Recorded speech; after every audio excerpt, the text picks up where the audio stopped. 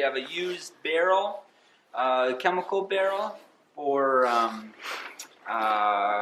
washing and cleaning our milk system for our barns. And so we get a lot of these barrels that are just left over and used. And so the fun about them is we can kind of come up with different ways to reuse them and not just put them in the recycling bin. And so one of the ways that we're doing is we're making some goat feeders.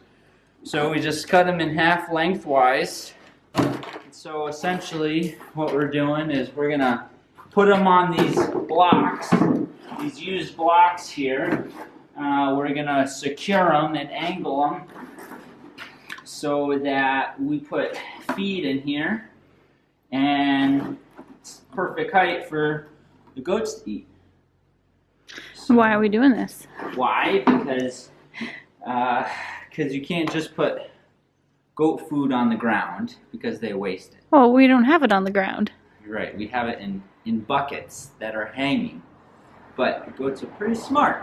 So they learn, hey, the stuff on the top of this may not be the best, or they think that there's something better underneath. So they'll flip the bucket to get the stuff underneath and spill all the food onto the ground.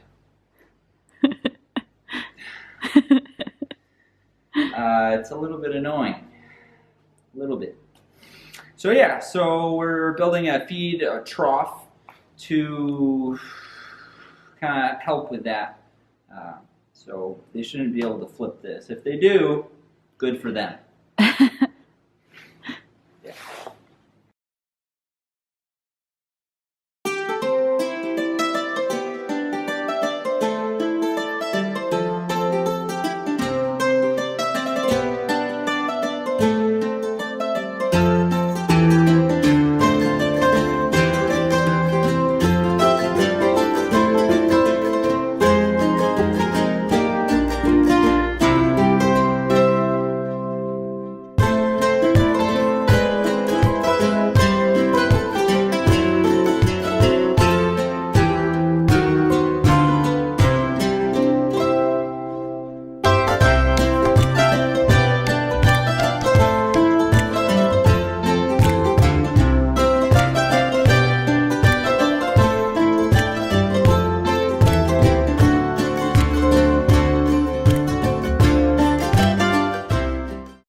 Go. Okay, I'm gonna need your help now.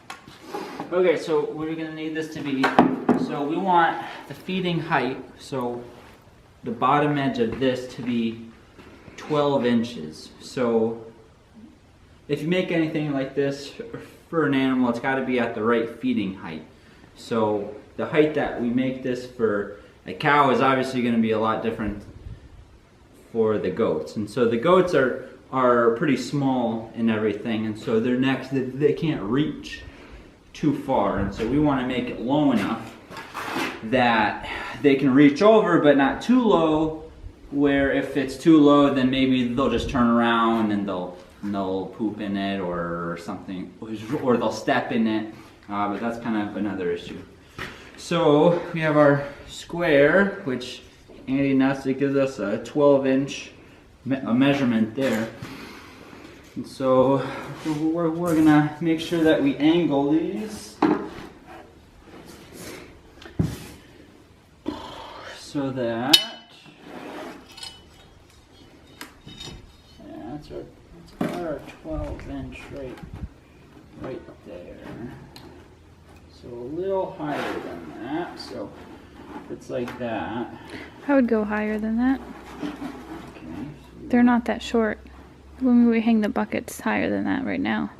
Okay, so do we want to go like, say here, what's that, around 13.5 inches? Well, yeah, what I'm thinking is, if this is too much like this, it's going to be way too easy for them to just pull the feet out with their nose. Yep. So,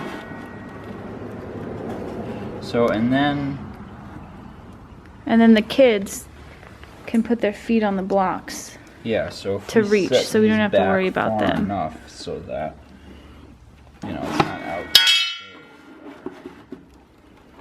So if we have it kind of like.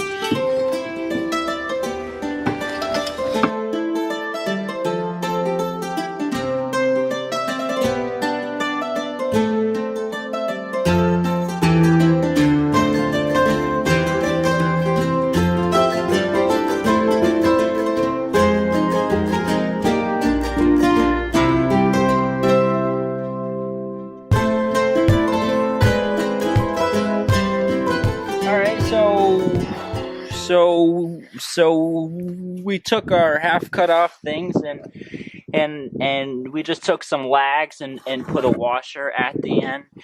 So sometimes with this plastic, it's pretty strong, but on the head of your screws or whatever, I mean, if you just take a regular screw, it's got a skinny head, and so it'll rip right through the plastic pretty easily. Buttoned it to the top of it. There's not much that's holding this plastic on except for these 4 lags in here.